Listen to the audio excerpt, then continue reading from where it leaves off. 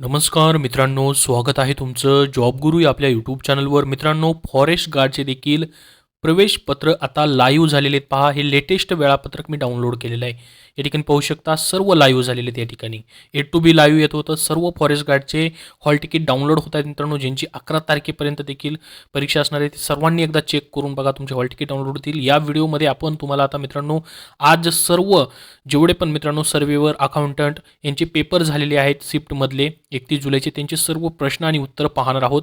त्यासाठी हा व्हिडिओ खूप महत्त्वाचा आहे तुम्हाला.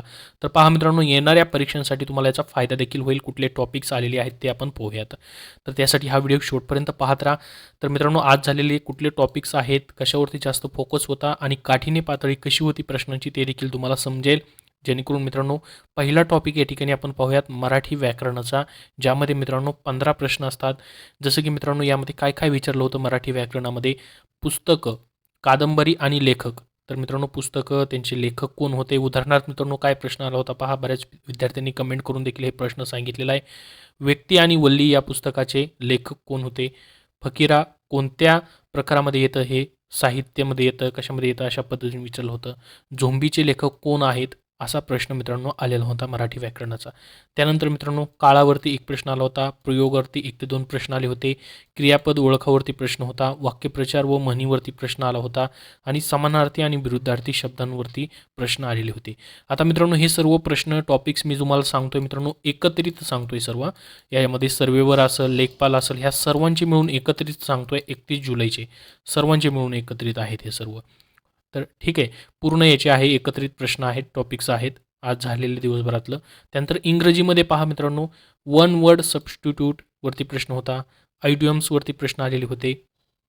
आता मित्रांनो, सिनोनिम्स आणि अँटोनिम्सवरती प्रश्न आलेले होते.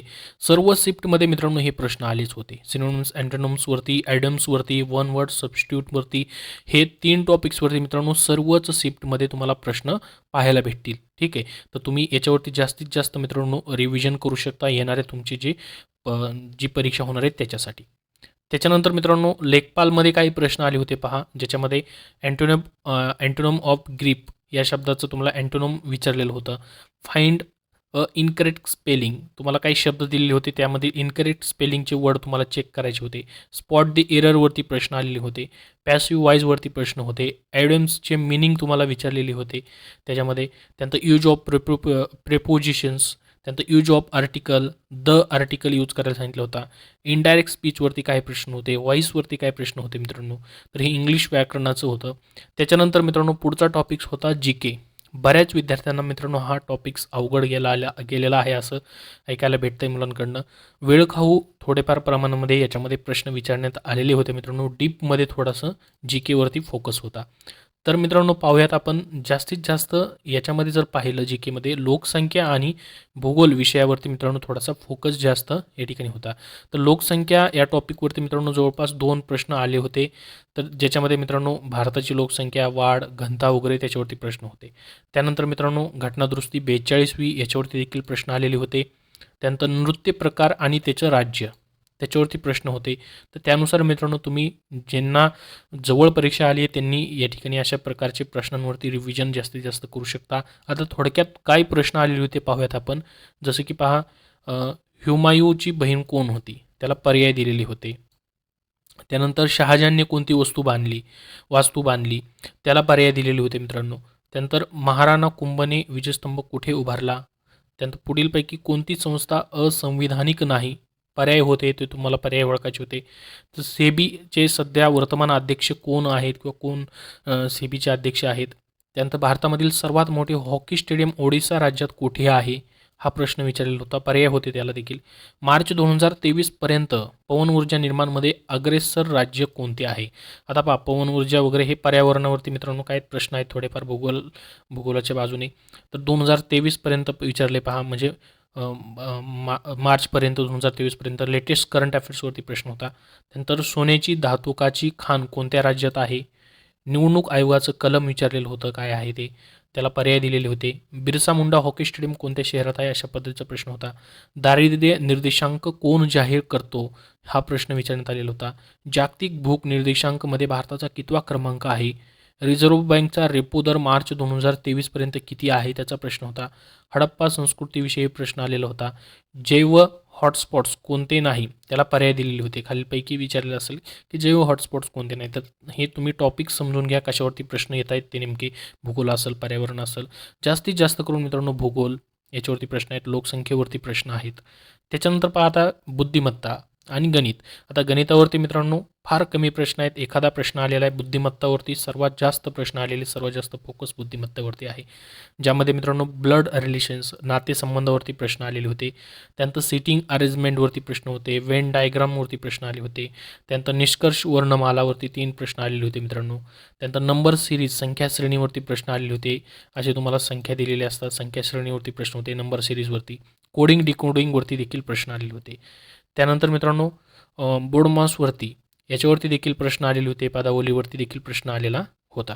तर अशा पद्धतीने मित्रांनो हे जे प्रश्न होते तुम्हाला आलेले होते. आता मित्रांनो तुमचं फॉरेस्ट गार्डची देखील एक्झाम होणार आहे. जवळपास मित्रांनो आपण जर पाहिलं फॉरेस्ट गार्डला आपण 2 ऑगस्टपासून सुरुवात होते. त्याची हॉल तिकीट लाईव्ह झालेली आहेत. या ठिकाणी अपडेटेड आलेलं आहे. त्यानुसार मित्रांनो तुम्हाला याची मदत होईल की जास्तीत जास्त भूगोलावरती प्रश्न येत आहेत. आणि मित्रांनो जर पाहिलं आपण या पेपरमध्ये तर जी के थोडंसं अवघड मित्रांनो जाते. आणि याच्यामध्ये मित्रांनो इंग्रजी आणि मराठीवरती पॅरेग्राफवरती प्रश्न येत नाहीत. त्यामुळे तुम्ही टॉपिक्स पाहू शकता कसे प्रश्न येत आहेत. त्यानुसार पॅरेग्राफचं मग तुम्हाला या ठिकाणी मित्रांनो जर तुम्ही पहिला अभ्यास केलेला असेल तर जास्त रिव्हिजन करायची गरज नाही. जास्तीत जास्त जी केवरती फोकस तुम्हाला करावा लागणार आहे. त्याच्यावरती थोडंसं हार्डमध्ये डीपमध्ये विचारलं जात आहे. भूगोलाचे प्रश्न बरेच येत आहेत. भूगोलामध्ये मित्रांनो हे टॉपिक्सवरनं तुम्ही पाहू शकता. लोकसंख्येवरती प्रश्न आहेत. नृत्याचे प्रकार असे विविध प्रश्न मित्रांनो विचारले जात आहेत. आणि सकाळच्या शिफ्टमध्ये देखील आपण पाहिलेलं होतं की आंतरराष्ट्रीय इंटरनॅशनल करार वगैरे असतील किंवा इंटरनॅशनल करंट अफेअर्स असतील त्याच्यावरती देखील बरेचसे प्रश्न येत आहेत. तर मित्रांनो अशा पद्धतीने सर्व शिफ्टमधले काही जे महत्त्वाचे टॉपिक्स आहेत ते तुम्हाला मी सांगितलेले आहेत.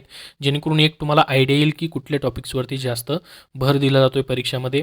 TCS मार्फत मित्रांनो ही परीक्षा कंडक्ट केली जात आहे. आता मित्रांनो लाईव्ह झालेली हॉल तिकीट तुम्ही एकदा डाउनलोड करून चेक करा. कमेंट बॉक्समध्ये कमेंट करून सांगा मित्रांनो तुमचे काय उत्तरं असतील किंवा तुम्हाला काय काय प्रश्न आलेले होते त्याची माहिती सांगा. तुमचे हॉल तिकीट डाउनलोड होत आहेत की नाही तेही सांगा.